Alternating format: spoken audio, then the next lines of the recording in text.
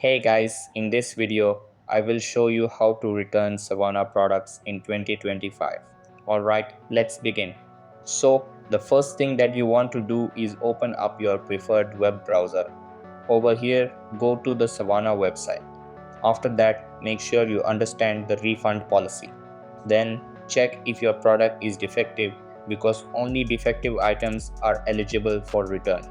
After that, request a return within 14 days of receiving your order. Then, make sure the item is in its original packaging and includes all components. Over here, you will also need to provide proof of purchase like your order number, receipt, or confirmation email. After that, remember that promotional or discounted items are final sale and can't be returned. So that's basically how you can easily return Savana products in 2025. And that's it for this video.